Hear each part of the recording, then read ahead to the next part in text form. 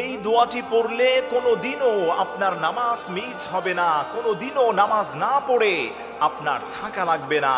আল্লাহর যেই গোলামটা এই দোয়াটা শুধু একবার নামাজের পরে পাঠ করতে পারবে, আল্লাহ রাব্বুল আলামিন স্বয়ং নিজে বিশ্বনবীর মাধ্যমে বলে দিয়েছেন, আমি আল্লাহ রাব্বুল আলামিন ওই বান্দাটাকে নামাজি হিসাবে কবুল করে নিব। সুবহানাল্লাহ পড়েন।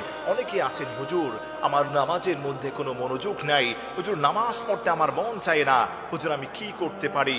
ওই সমস্ত ভাইদের পায়ের কাছে আমি বিনয়ের ডানা রেখে অবনত করে অনুরোধ করে যাই, আপনি যে কোনো একটি নামাজের পরে এই ছোট্ট দোয়াটাকে আল্লাহর উপর ভরসা করে একবার অন্তর থেকে শুধু আপনি পাঠ করবেন। ওই নামাজ আপনি পাঠ করেছেন, আল্লাহ রাব্বুল আলামিন পরবর্তী সমস্ত নামাজগুলো আপনার জন্য সহজ করে দিবেন। সুবহানাল্লাহ পড়েন।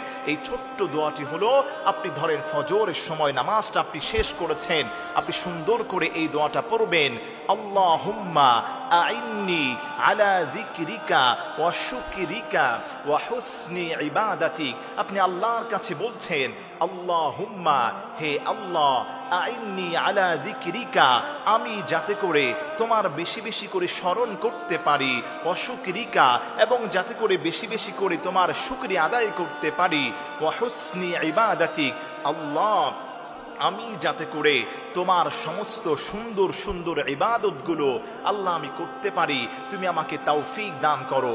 বিশ্বনবী বলে দিয়েছেন, আল্লাহর যেই গোলামটা আল্লাহর কাছে তৌফিক চাইবে, আল্লাহ রব্বুল ইজ্জত ওয়াল জালাল ওই গোলামটারে আল্লাহ তৌফিক দান করবেন, ভালো বাজো সমস্ত কাজ ওই গোলামটার দ্বারা হয়ে যাবে। সুবহানাল্লাহ পড়েন। এজন্য আমার প্রিয় ভাইয়েরা, অনেকেই আছেন নামাজ পড়তে মন চায় না, নামাজের সময় হলেই বাজে চিন্তা চলে আসে, অনেক ডিপ্রেশনের মধ্যে আপনি পড়ে যান, অনেক গুনাহের দিকে আপনার হৃদয়টা ঝুঁকে যায়।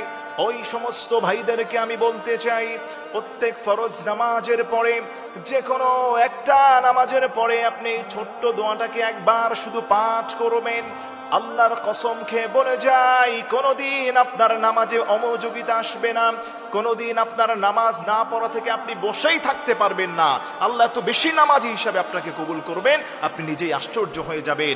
এই দোয়াটার চমৎকার অর্থ রয়েছে।